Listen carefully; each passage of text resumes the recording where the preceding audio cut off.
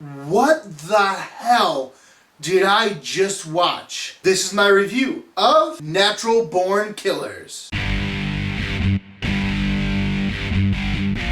Welcome to another episode of Film Trash Review. Today's review, Natural Born Killers. Natural Born Killers is about if Bonnie and Clyde existed today. If they had a really messed up childhood, did a lot of drugs, and killed a lot of people, Bonnie and Clyde type of thing, I guess. Really hard to explain. The media portrays these two serial killers as gods, and they're this couple, and they go on this murdering rampage on Route 666 in, I think, New Mexico and Arizona. And then it just kind of follows their life as the media hounds them and builds them up as like heroes. It's strange, but shockingly, it is really, really good. It relates to so many different films, really. It's kind of like Bonnie and Clyde meets Fear and Loathing in Las Vegas. If like you had a serial killer movie that made sense but still was somehow a David Lynch movie, that's this. Wow. Woody Harrelson and Juliette Lewis are probably one of the best couples on screen I've ever seen. They just give and take to each other so well. I mean, I don't care what you say about this film. The acting between those two characters was phenomenal. I just wanted to know, like, is it a requirement to have like an accent in this film? It's like, oh, you can do an accent, you're in the film. You can do an accent, okay, you're in the film. It seems like every single actor in this film had to have some kind of accent. But the best accent has to go to Robert Downey Jr. After watching this movie, I understand why Robert Downey Jr. ended up naked and on drugs in somebody's apartment and didn't know where he was at. Acted in Natural Born Killers. If there is one messed up movie in the world, it is this movie. So everybody is saying that if Tarantino decided to direct this film, that it would have been better. Come on, people. This is Oliver Stone. He did Platoon, JFK, Any Given Sunday. I mean, are you kidding me? The guy is as brilliant as they come. He even played African tribal music on set to keep the hostile mood going while taking breaks during film changes. That's incredible. This has to be his best film, I think, and he did a lot of good films. So, I mean, to say that Quentin Tarantino, which this would have been his second film,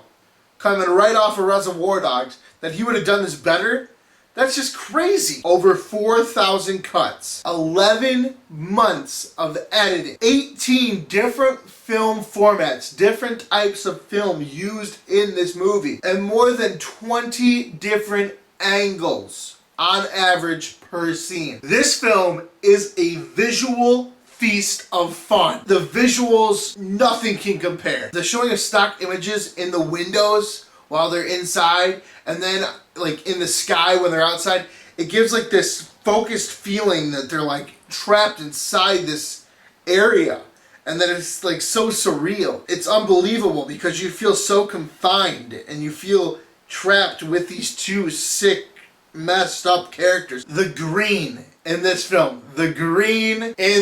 film, I've never been so attracted to a color in my life. It's obvious that the green represents like the sickness within Woody Harrelson's character. You got the green pie at the beginning, and they go in there looking for the snake medicine, and the entire place is like that lime green color. End of the film, they got that green prison room. I can't even start to go into how much detail was put into the visuals of this film. It's amazing. One of the coolest things for me has to be that the prison scenes were shot in my own backyard in Joliet, Illinois. And most of the prisoners in that prison are there for violent crimes. For the first 2 weeks of the film, they actually gave these prisoners rubber guns, and they were the extras on set. And for the last 2 weeks of the film, the prisoners were actually put on lockdown. The reason is never given. And over 200 extras had to be flown in from LA to finish the last 2 weeks of filming. The budget for this film was $35 million, and they came out with a whopping $50.3